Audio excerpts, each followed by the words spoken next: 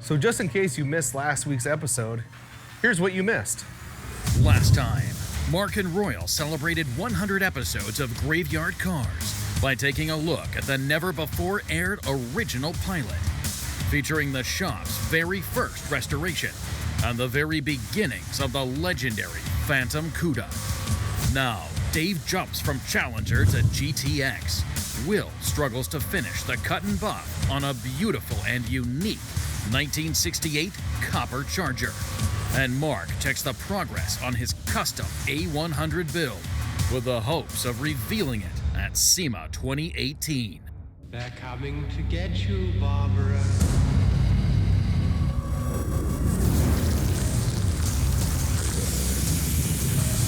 It has been established that the unburied dead are coming back to life.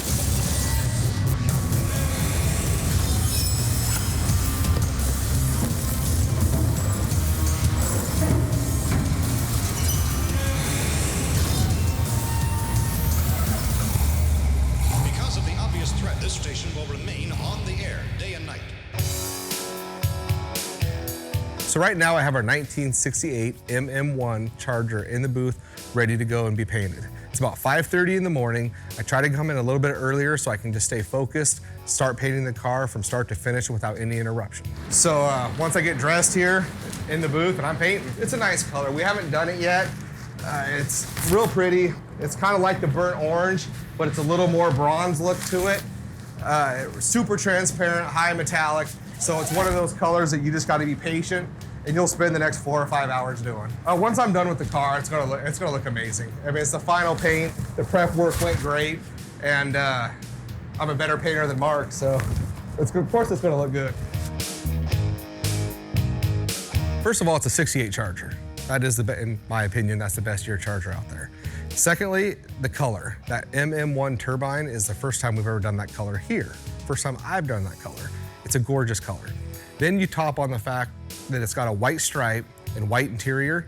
This car is just gonna be an absolutely stunning car and probably the best looking car that's ever left here.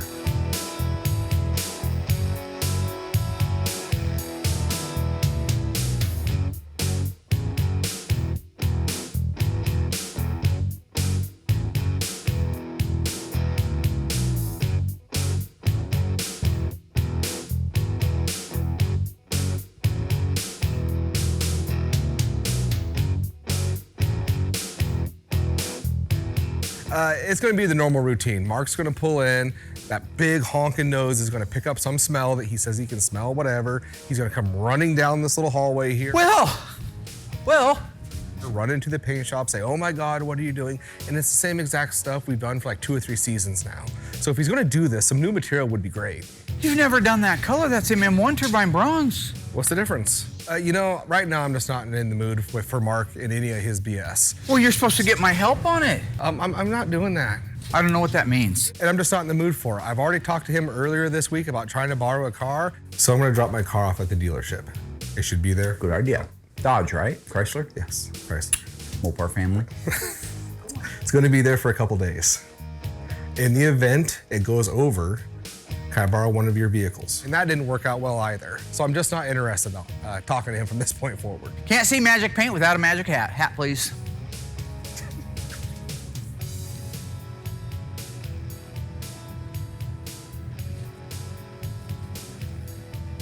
This thing really works. Turn them on.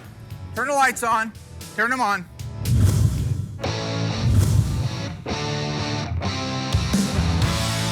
Yeah, right here we got a beautiful 1970 Dodge Challenger RT SE. Right now we're to the point where we're gonna have Larry come in from Larry's Interiors and do our vinyl top, which is very unique because it has that formal roof with the small back window. As you can see, this outside edge right here is the original Dodge Challenger window opening. And then what this does is it actually goes in the existing window opening of the Challenger, and then this right here is gonna be our new size back window. Very rare, very hard to find. Nobody repops this back glass, so you gotta be really careful taking it out. And I'll tell you, I got about a half a day into taking this glass out because it was all urethaned in there. I got it sanded down, gave it to Will. Will put a nice coat of epoxy primer on it, so it's all ready to install. But as you can see, I go through and mark all my clip locations. So when Larry gets that vinyl over there, he'll have to actually stretch that vinyl over here and fold it into this window opening. So two things are gonna happen. It's gonna cover up all my clip locations, so I need to know where they're at so I'm not having to pull his vinyl top back off to find the holes. But also, he's gonna have to put that foam in here because all these recesses for all the screws that I'm gonna put in here to go into the existing window hole is all gonna be visible. So when he lays that foam over, he'll actually sand that foam so it'll be even with the roof of the car. So whenever that vinyl's stretched over this plug into the new location, it'll look so clean like the car came with this small of a back window. So let's get this baby in here. Turbine bronze metallic. Difficult to spray, difficult to cut. Looks pretty good, don't it? Oh my God. A moment of silence, please. Dearly beloved, gather here today to lay to rest this run. Pretty color, isn't it? What code is it? Oh no. No! The hat ain't working, man! And this is not glued in. What I'll do is I'll seal it after I got it all screwed in there so nothing gets past it. If I end up urethaning this plug in here, it will not come out. And this is fiberglass and you will literally destroy this thing trying to get it out. So if by chance something happens and this top's got to be redone, I just seal around the outside edge of it here so it won't, nothing will get by it. I'll seal all the screw holes off. And either if anything ever goes wrong, they can still get it out. And that's the way they've done it from the factory. If you look at this, there is no urethane on the back of this thing, so it wasn't glued in there. So now I just need a whole handful of screws, and I'm just gonna go to town. I believe it takes about 21 screws, so I wanna make sure all my marks are in there, and then it's just the art of getting it centered on the existing factory holes and getting it put down. So let's get to work.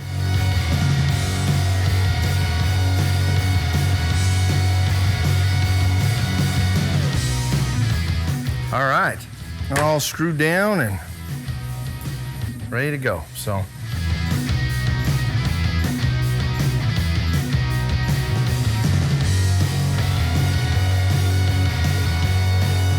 Well, as you can see, I got the window plug put in our 70 Dodge Challenger for Lance Works. He's gonna be super stoked to see the progress on his car. I got Larry coming in the morning. He's gonna knock out the vinyl top on this car.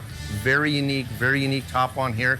It's got all that foam on there with the small back window, SE option, very rare. So we're looking forward to seeing this car with the vinyl top on it all completed, so check it out. Moment of silence. Dearly beloved, we're back again to lay to rest run number 2. Oh, this is why I do when you're gone. I just don't understand. Did the gun change? Is there something wrong with the hat?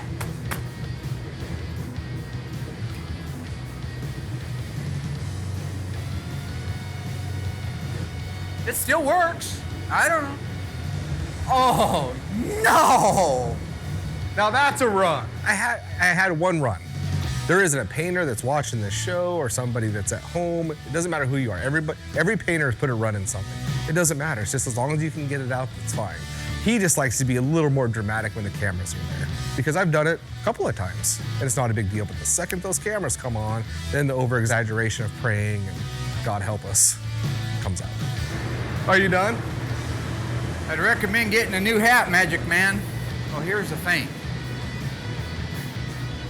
That Magic hat never did this before, right? The best paints in the world, the best guns, the best booth, and he's running this thing like a kid on a playground with a rattle can. The name of the paint that we spray is DMD. That's the base coat. So I'm going to change his name to Run DMD. I could go with Run DCC. That's the clear coat. Looks good, Willie! So I got to thinking, I show up early, and then Mark shows up early. So either Camera Boy 1, Camera Boy 2, or producer ratted me out to Mark, or maybe that nose really does pick up a good smell. Run DCC.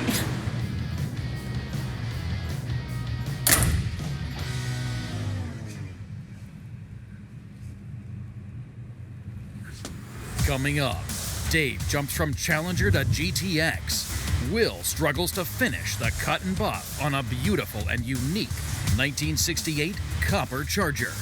And Mark checks the progress on his custom A100 build with the hopes of revealing it at SEMA 2018.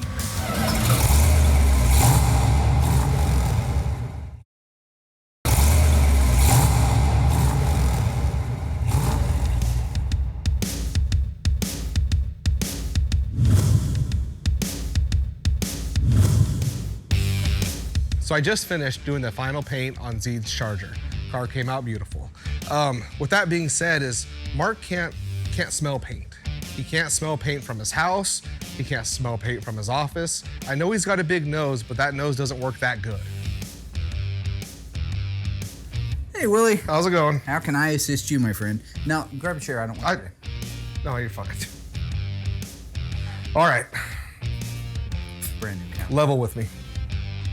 How can I help? How is it you know? Yeah, it's 25 years old. Yeah, well, it's not 25. That would make me 10 years old when the picture was taken. Anyways, how is it you know when I'm painting? Is it George? You got cameras? I don't know what you're asking me. What is it you want to know? I'm here to help you. Mi casa es su casa. Okay, once again, Yeah. how is it? I've told you before, just like I've told all these guys. What do you think? This is for looks? Would God give somebody that for looks? No, I would. No, you wouldn't think so. No, It's all funny. Well, it's a functioning device. The nose. Seriously? Yeah. And that's what you're gonna stick with? And that's what I'm gonna stick with right there. God, this was a complete waste of time even coming in here. If I had a band, I'd call it Guns and Noses. You grab the door and close it. Yeah. Grab the door and close that again. Yeah. If I was able to tell the future, it'd be Nostradamus. So you guys know how Mark is. I mean, Mark's Mark. You know, so if it wasn't you guys, you know, that ratted me out, then he's got to have a camera around here somewhere.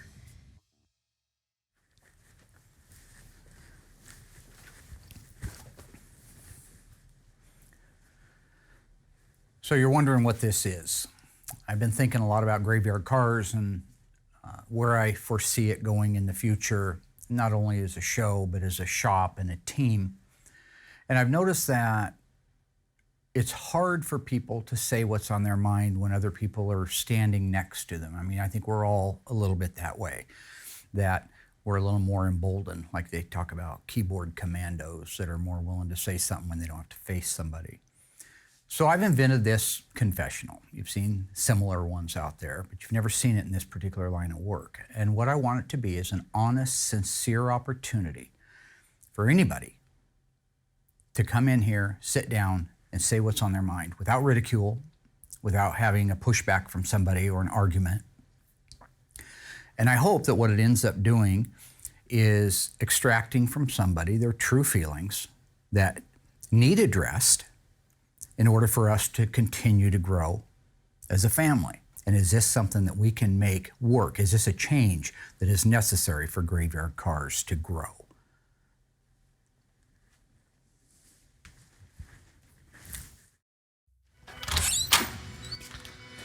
All right, so I just finished the conversation with Mark. So you know, I come into Dave's area, which is the assembly room, and there's two cameras in here. We got one this direction, we got this one in this direction. It covers everything. Bounce over to the machine shop. I know exactly where the cameras are. They're there like normal. And then right out to the body shop, we got 2 or 3 out there, and I know right where those are. So any other cameras that he might have out here, he's had to place himself. So there's only 2 spots out there where the cameras don't see. That's inside the paint booth and inside the mixing room. So if he's actually going to do something, he's got to place a camera in one of those 2 areas. You know, the mixing room isn't a big area, so there's only so many spots you could hide a camera. Obviously, it's not going to be in plain sight, so you have to be a little sneaky with it. So maybe it's one of those stupid little pins he's got sitting somewhere that I don't know about, or maybe it's next to the paint gun cleaner. It's got to be well hidden because it's a small room. Think about spots to look. Even if Mark does have a camera in here, I don't care. I still got to come in here, do my job. Whether he wants to be here or not, that's fine. I still got work to do. Yeah, I don't have anywhere else to look.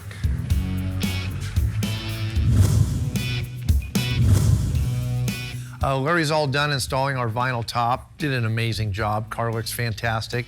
So now I can get my hands back into the game and get going on this firewall. So that's what I'm gonna do now. I'm gonna build out the firewall in the 70 Dodge Challenger. Wiper motor, brake power booster, master cylinder, brake lines, proportioning valve, you know, the firewall, actual brake lines, voltage regulator, ballast resistor, horns, and so on. So I'm just gonna try to get as many components on the firewall as I can, so we'll be all ready for the engine, suspension, and drivetrain. Okay, well, I'm gonna get started here. I'm gonna start with my firewall brake line here. Climb in here. I got this baby sitting right here.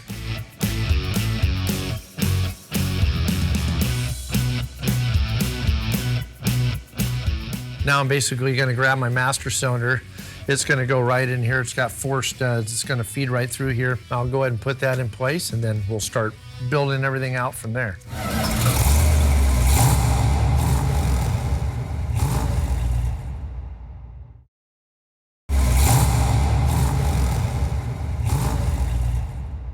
All right, so I got my master cylinder brake booster assembly in there. Got my firewall brake line. So now I'm gonna move on to my proportioning valve, divider valves, and all my lines that'll actually feed to the master cylinder and then feed downstream on the car. So I'm gonna grab that and get that put in there. Now I build this out ahead of time. You can kind of see here, it makes it a lot easier. All these lines are individual. So either all I gotta do is just put it and hook it into place. Very difficult, so the more you can build out like this, the easier it is, so. Yeah, this system's been around for a while, you know, and I mean, it's still used today. When back in the old days where it just divided the fluid, if you broke a line, all your fluid would leak out and you wouldn't have any brakes whatsoever. So it's come a long ways, and now they got anti-lock braking systems and everything else that are computer controlled. But this back in the day, 1970, was pretty advanced, you know, having the dividing valve and the proportioning valve with that downstream valve that kind of keeps that brake pressure in the rear separated from the front. So it has come a long ways.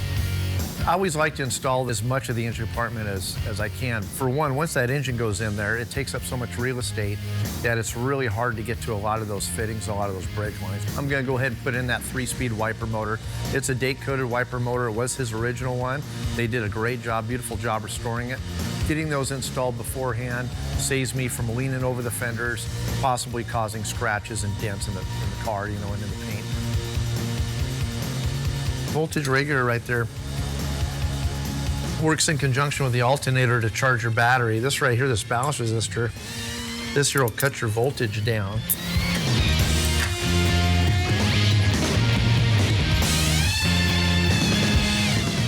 So now I'm gonna work on doing some of my clips.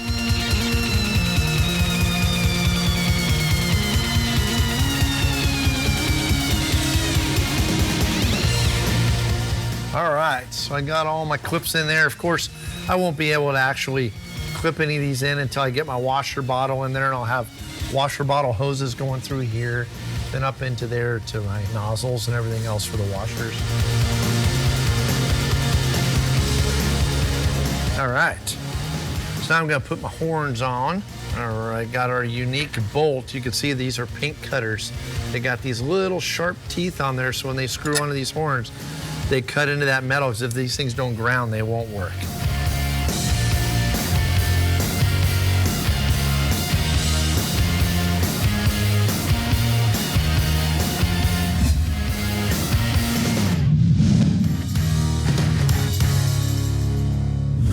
Right now I'm out in the body shop next to our Dodge A100. This is the little truck I showed you last season that we're gonna build the little dead wagon out of. It's an homage to Bill Maverick's little red wagon. So I just kind of wanted to catch everybody up with what's going on, show you a couple of tricks that we've been doing on it. This is a really solid, super solid truck, as in zero rust, but it was beat up from being around since 1964. It's like me, you know, mine was 62. So what you'll see is, here at the front, you see some welding that we've done. This thing had hit something, a pole, a door opening, another car. And so all of this area that you see between these weld points was caved in, all the way into here. What we did was cut that piece out so we could put it on an actual, like a bench, and start metal finishing it from the inside out. And so what you see right here is where we were able to knock all the dents out of it and get the shape that we needed. Then all we have to do is weld it back on, grind our welds, do any mudding that we have to do. And the main reason for that is this is a 1964 model truck. Everything is real steel back then. It's not the stuff that we deal with today that's a really, really thin gauge, high strength, low alloy steels. So trying to get in here where it's a double panel is impossible to get in there and knock that dent out. It's much easier just to cut it out, lay it upside down, hammer it out, and weld it back on. That's what we did where you see this mark in the valance here. Everything that you see right through here, all the way around the corner, we had this lower valance piece off of there, and we were able to straighten it out really nicely on the actual bench, then put it back up in there and metal finish off all the welds. So that's why that looks so much better. Before it was caved all the way in back to here. Now our nose, it was caved in too, but we have full access through here to it. So what I was able to do was get in here where you see some of this watered up metal right here, this kind of damaged area. I was able to put a porta power in between this wheelhouse and that wheelhouse with a bar and push this area out while I was stress relieving it. That's why you end up seeing so many of the little dent marks and ding marks is I was relieving the metal around it so that it would stay out when we let go of it, not oil can back in. But anyway, that's all the techie stuff, all right? The fun stuff is back here. Back here. Now, originally this had a 15-inch tire that was like a little cookie cutter, okay? You can see that we now have these Hoosiers in here. They have almost 20 inches across the face of them. They're 33 inches tall. This is very similar to what they were running on some of the wheel standers and dragsters, top fuel back in the day. You see that most of the bed is cut out of it. You see the engines out of it. If you look straight down here, you can see that all that's out of the way. Starting at the front cross member that you see the little spider web gussets, that area right there is what's going to hold the second generation 426 Hemi. I bought a Mopar Performance 426 Hemi for it. I sent it back to Ray Barton. Ray Barton's building the hell out of it. He's going to put a blower shop 871 blower on it. We've got some Holley carburetors going on it. So we think it's going to put out about 1,000 horsepower. So all of that heavy 2x4 and 2x3 and 2x2 box tubing that you see starting all the way back here going forward is the reinforcements that we need for this truck to be able to stand up to that much brute horsepower that's coming out of it. Even though it probably won't get much of a bite, meaning it won't hook up and really do a lot of damage, what little bit it could do, what kind of flexing it could do when it does get a bite, could twist the little truck up. So that's what all that reinforcement is for. We went out of our way to do the little cool spider web gussets everywhere that we could. Mosier connected with us and put a 8 3/4 style housing that they narrowed to my specifications. Over here you got the wheel tubs. I just got one of these in. We built a 1/4 by 1 inch by 1 inch square framing for this to set down in. It's just sitting there right now. We have to do some welding to get that all in place. We have to level it a little bit. But this is what both sides will look like as soon as we're done. So as soon as we have these in, we'll finish off all of our metal work, and then I can send this out, have it dipped, and when it comes back, we can start doing body and paint on it. As soon as we can get the body and paint work done, hopefully Barton's done with the Hemi, the rest of the guys are done with the other things. We're building a 727 torque flight for it. As soon as all that's done, we'll build a Marriott together, because our goal is to be able to get to SEMA 2018. This is our road to SEMA car that we're doing this year. So one of two, actually. We got another one we got going, but we can't talk about that yet. So that's kind of the meat and potatoes of where our 1964 Dodge A100 little dead wagon is at. And stay tuned, we'll keep you guys caught up down the road.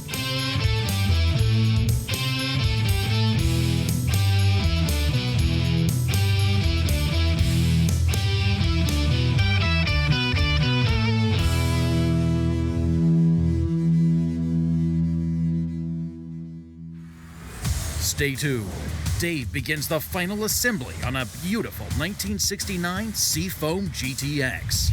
And the mystery surrounding Marks and Will's Confessionals is finally revealed.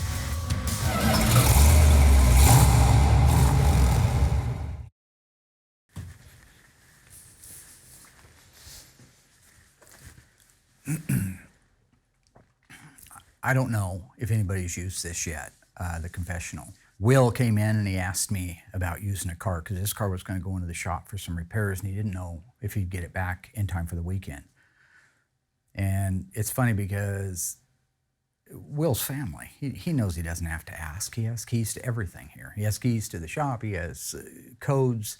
He has a key to my house. You know, he's family. When I say family in that aspect, I truly mean it. I met Will when he was like 17 years old, and I was pretty young too.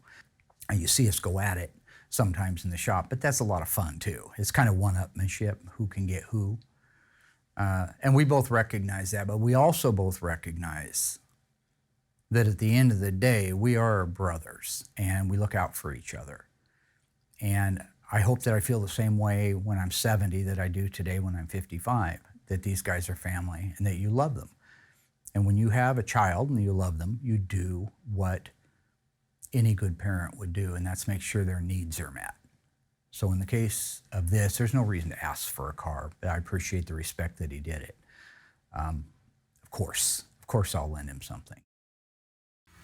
So far, Will painted the beautiful 1968 Copper Charger. Dave began the assembly of the 1970 Challenger RT SE. And now Dave jumps onto the 1969 GTX, while Will preps for the cut and buff of the 1968 Copper Charger. And the mystery surrounding Mark's and Will's Confessionals is finally revealed. I'm getting ready to put our hood inserts in our 69 GTX. These are a non-air grabber style hood insert, so they're just basically a decorative item with the engine call out on there. In this case, a 440, because it's a Super Commando engine. The Q5 Seafoam paint is just amazing. Looks great on the inserts. 440 call out, looks great.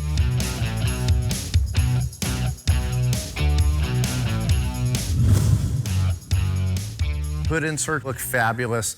They look so nice on that hood there. Just really accents that hood and gives it that real muscle look.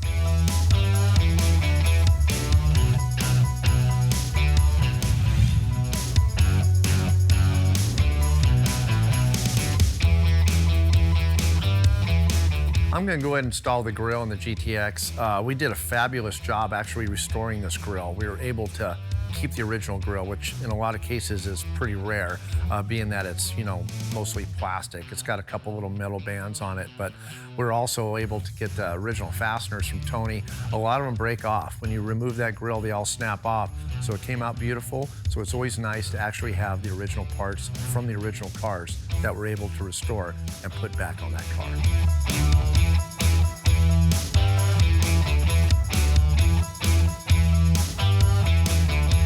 The GTX is beautiful. It's coming together so nicely. Everything's just kind of falling suit. I'm not having any real big issues or real big problems so far. So it's kind of nice whenever everything just kind of falls in line and you can just kind of keep going with the flow. And so it's going great.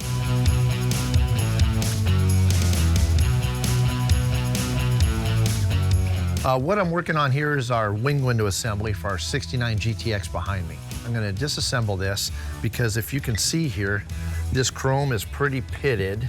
In this case here, our vent frames are a little bit pitted, so I'm going to replace those with Tony's parts. He has a really nice aftermarket vent frame. The chrome's beautiful on it, looks just like original. So I'm kind of mixing original parts with aftermarket parts in this case. And then of course I'm going to put new rubber in there as well from Metro Molded, and then new glass from AMD. I'm in the process of changing out this front piece right here.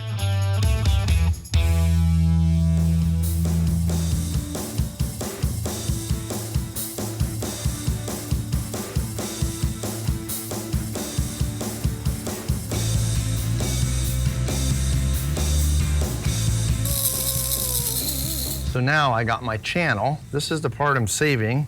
This is the part I'm going to replace. This one is actually in really good shape. All I got to do is probably wet sand it and polish it up. So I'm going to do that, and then I'll go ahead and prep my surface, and we'll get our new part placed on there.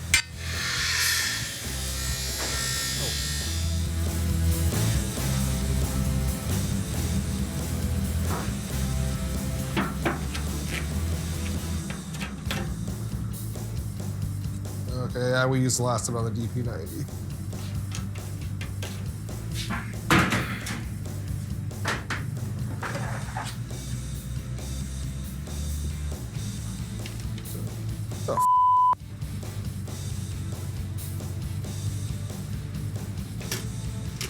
You gotta be kidding me. Mark's actually got a surveillance camera hooked up in here.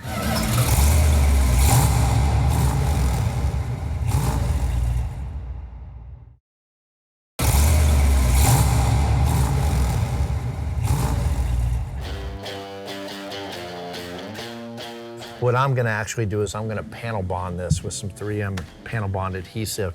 Works fantastic. I just gotta kind of prep this a little bit and scratch it up pretty good in there.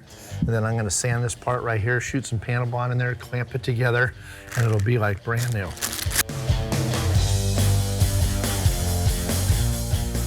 You want just enough to glue it in there, but not so much into where when you push it, put your part in there and you clamp it, it shoots all out over your chrome. Don't overdo it. Set that baby down in there gingerly, like so. Make sure I'm on my tape, like that. So there you got it. All right, so I got my wing window assembly all unclamped and everything. I put the panel bond on there. So I got that new Tony's part piece glued on there. You can see it looks fantastic. I got my wing window installed in the new Tony's reproduction lower part. I kind of wanted to lay it alongside of an original one here so you can see how accurate his part really is. I mean, he does just a fabulous job on these reproductions. All right, now we're gonna go ahead and get this rubber installed. We get our rubber from Metro. They do a great job. Thing to use is, if you want to use this, I use glass spray, you know, just like a water-based. So I'm just gonna kind of boob it up pretty good, shoot it in the track in there.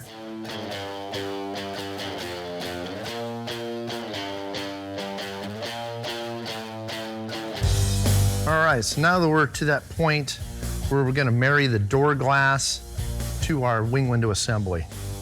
They're a little bit tight at first when you put the new ones in, but they'll eventually break in. So keep our fingers crossed that everything goes okay. Now you're doing a lot of different things. You gotta hold this down, feed this in, try to keep the glass from turning all at the same time. A lot of people are afraid to do glass. It's really not that bad. It's just you really need to take your time. See, like the top one went in that time, but the bottom one didn't. Getting it to go in. So my front shoe went in there okay.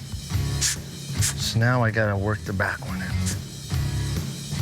So there she goes. You can see it's kind of tight, but there she goes. She's in there.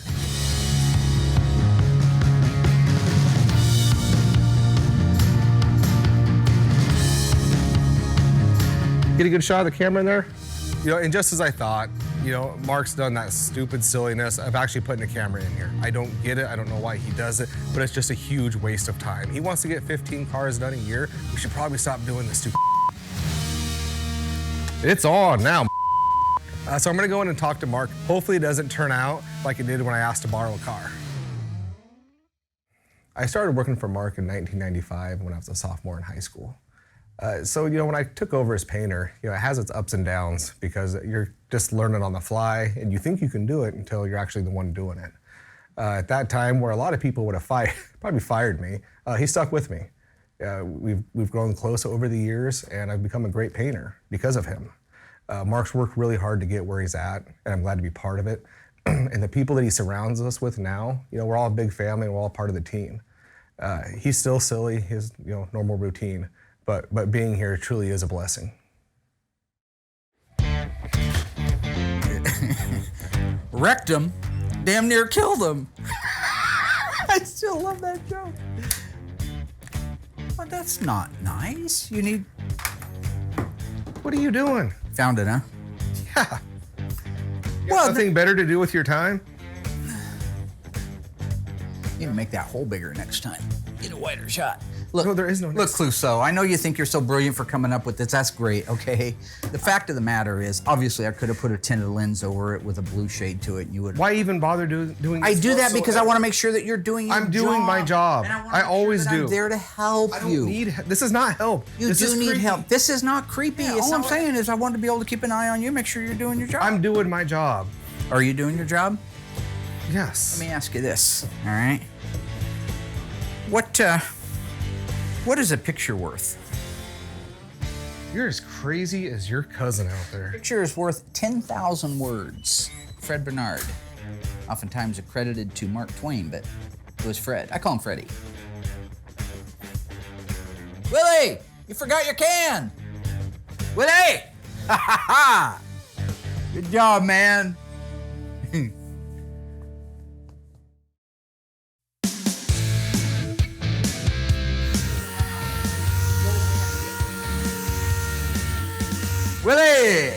Willie Wonka! Nope, just Will still. William Scott. What's up? William Scott Scott. Your middle name's Scott, right? So it's Willie Scott Scott? No. What's your middle name? I'm not gonna tell you. Yeah, it's Scott. No, it's not. I have a question for you, my friend. Yeah. Any particular reason this one's taking twice as long as it normally does, like 2 weeks to do it? I assume you're doing the wet sand and the buff on it? Obviously. Uh-huh. I'm out here on my own still. Any particular reason you're on your own out here? Who else would be out here helping? There's a I've asked for help. What in the name of F is that? I don't know, you're over there. What, did you fall into the paint in the last coat? Why isn't Alyssa out here helping you? That's my point. Because that doesn't work out. Well, you trained her. I did it and that didn't work out at all. Alyssa can't help, especially on cut and buff. She couldn't even help prepping. Alyssa has been working, right by my side, learning how to do this. But you got to start at like prepping cards. You just can't start into buffing them. So there's no chance in hell she can walk out there and buff a fender and have it look good, B, look better than mine. It's just not gonna happen. Put your hair back. You're gonna get it all wound up in the buffer and it's gonna burn the side of your face, it's gonna catch on fire and he's gonna put it out with a rake. It's gonna look terrible. Oh my God. Will's gonna work with you on making sure that you know how to do wet and sand and buff. In the unlikely event, God forbid, something should happen to him, you should be able to pick up and rock with that. So you take over with her. Alyssa, you follow his lead. Okay. He's gonna tell you, he's basically done most of the car. I want you to have this fender all to yourself. So you're gonna have to re-wet sand it with 800 and then work its way out. You're gonna do that. So don't do any buffing on there. You can do whatever you want with the rest of the car. But I want this fender to be wet sanded and buffed by you. I want this fender to be wet sanded and buffed by you. Last time Will worked with Alyssa, I felt like he didn't really give her necessarily all the tools and the ammunition. There's not a lot of great teachers out there. I've been referred to as a good teacher. What he doesn't know is I've taken her under my wing and I've spent some time with her buffing.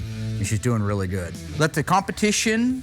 Wait. Competition? What is a competition? What are you talking about? I didn't mean that. Is this a competition? No. Against somebody that's buffed one time in her life? She's never even That wouldn't buffed. even be fair. You haven't even buffed yet? Okay, so I want you to work with her. It's not a competition, but you know me, I'm a competitive kind of person, all right? Got to keep the juices flowing. See, I move in, knock that, and I move out. So watch this move here. See, I'm in, What's wrong with him? and now I'm out. What's wrong with him? In, out. Oh. Okay, so you know what we're doing?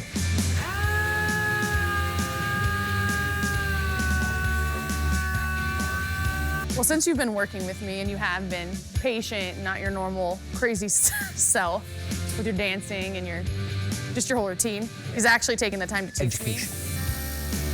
How's that looking?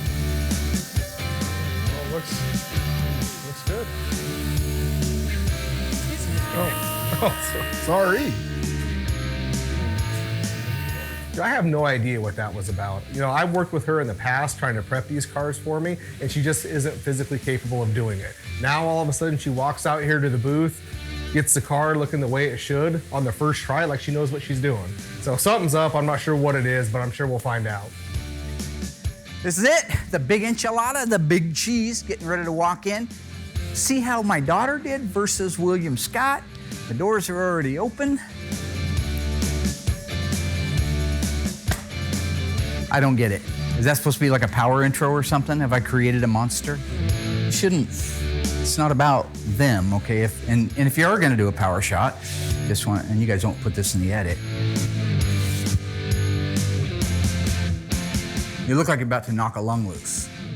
Okay, I wanna be left alone. I wanna be able to, I'm basing this on the flatness of the panel, the cleanliness of the panel, the buffing, the making sure there's no scratches in it, and the final finish. After looking at Alyssa's and looking at mine, obviously, just looking, mine's better, obviously. But Mark being Mark again, Alyssa's gonna win. She's gonna be better than me. I'm gonna be She's great. And yeah, that's how it's gonna go. I'll reveal the judge's score. As you were. Who won? He's an idiot. So the competition thing between Alyssa and I, that's just more Mark twisting stuff, spinning it around. Just like when I asked to borrow a car. He takes something that's innocent, and then before you know it, it all comes back at my expense. Recently, I got kind of one of those bucket list vehicles. I'm an old motorcycle buff. I love all that. I had a Bultaco 250 and a 125 Persing. My cousin had a TM400. I had a Honda 100. As kids, we just always played with motorcycles. And don't get me wrong. I'm appreciative that he let me borrow the motorcycle. It is transportation to get home. I haven't even ridden it. I only just got it. But I thought, what a great treat. But while that is nice, I just can't help but think, we have 2 or 3 shop trucks here. We have a van. Mark's got a couple of personal cars. I just don't understand why he had to put me on them. To hand him the keys, so to speak, and let him be able to drive that, should he need to.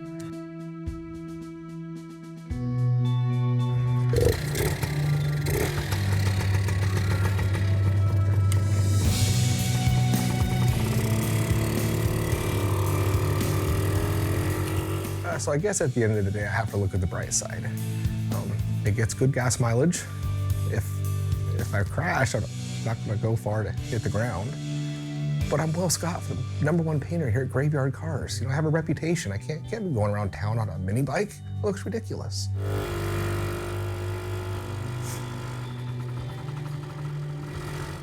Mark has always said he would rather be at the bottom of a ladder that he wants to climb, rather than being halfway up a ladder that he doesn't. I'm 40 years old. I got 6 kids. I just want to be at the top of the ladder. Any ladder.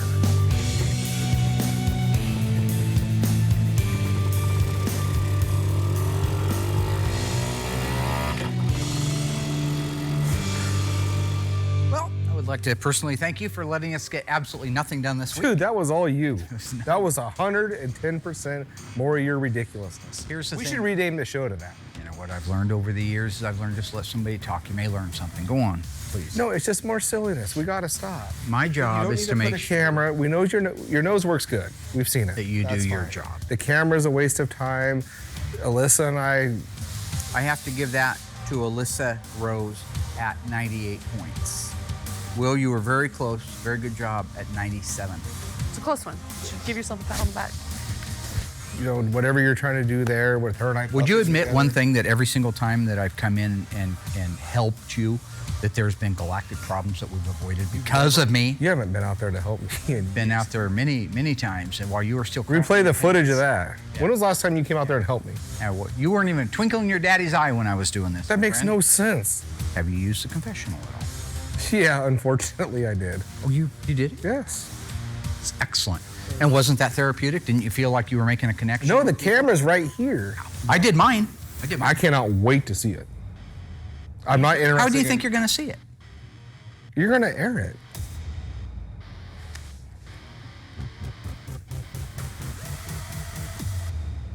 Am I wrong?